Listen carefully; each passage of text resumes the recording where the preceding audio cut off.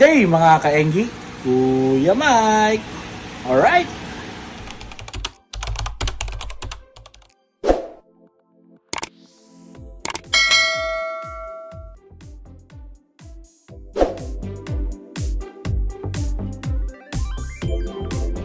Yun mga kaenggi, no? So samahan nyo ako, no? Set up natin yung ating mga breeding tub, no?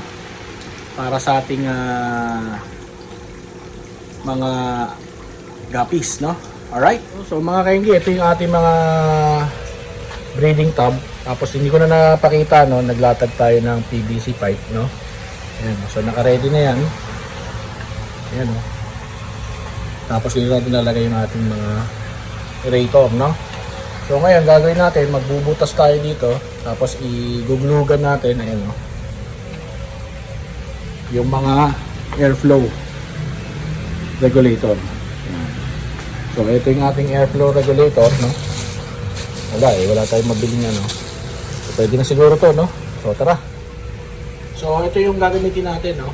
Kasi ito yung ating pambutas, yan, mainit na. Make sure na mainit, no? So plano natin, lalagay pa tayo ng bracket dito for second floor, no? So ito, i-set up natin pa ganyan.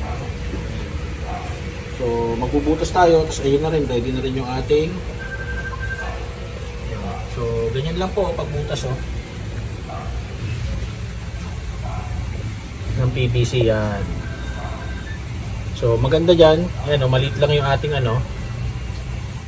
Pwede natin ngayon itusok to para habang malambot pa siya nang mag-ano, a-adjust. Okay?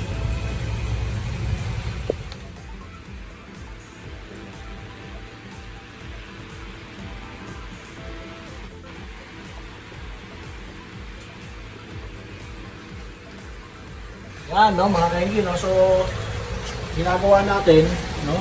Tag-meter lang. Tapos habang mainit pa, binabaon natin tong ano, tong ating airflow, no? Ayan, no? Para malambot pa yung ating PVC. Tapos niyan, sunod niyan, lalagyan natin ng glue gun yan. So ayan na, naka-setup na, no? Yan. Alright? So ayan siya mga kaenggi, o yan, no?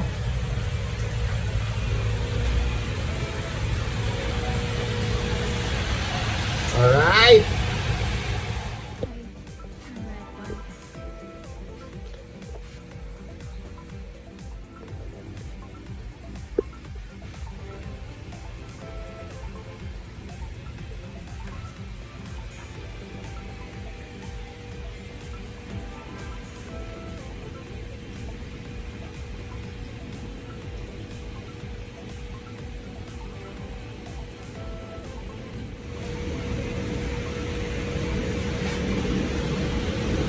Yun mga kainggi, no? So binuglugan natin para walang ano, wala rin tagas yung hangin.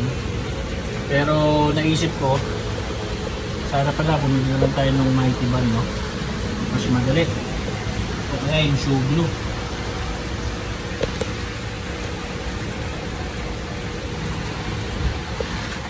Anyway, siyempre minimalistic, ginagamit natin yung mga available natin dito sa bahay.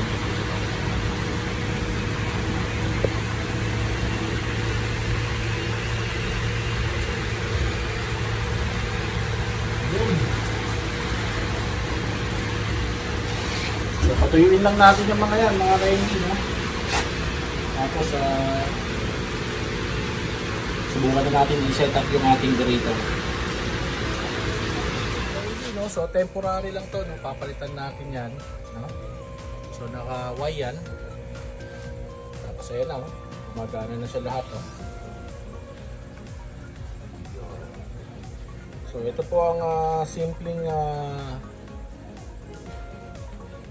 breeding setup natin, no, mga kainggi.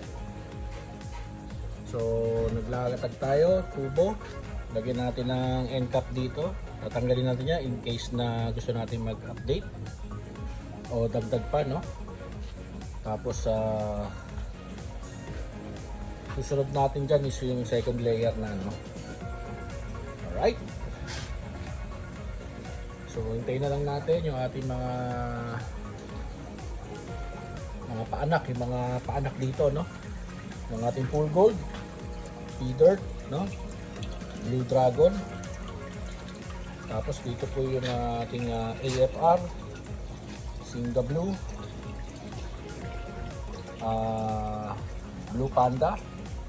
Tapos dito yung ating YKC Top Sword, tsaka EBN, no? Alright. So yun nandito natin, no? Namatay yung breeder natin ng Tuxedo Koi. Ayan, no? Buti na lang meron sa mga night trap na, no? Alright, yun, short video lang to mga Kengi. If you like this video, please consider subscribing, no? Like and share na rin para mas dumami tayo dito sa ating mga community. At the same time, no? Comment down below kung ano pang pwede natin gawin para mas ma-improve natin itong ating guppy breeding, no? Alright, hindi na rin tayo nakakapag-update sa ating arawana, no? Kaya ayan, naka-background sa atin si Sam tsaka si Cherry, no? Yung ating RDC Super Red at saka yung ating Banjar, no? Alright, mga kaigi, alam na this. Bye-bye. Alright.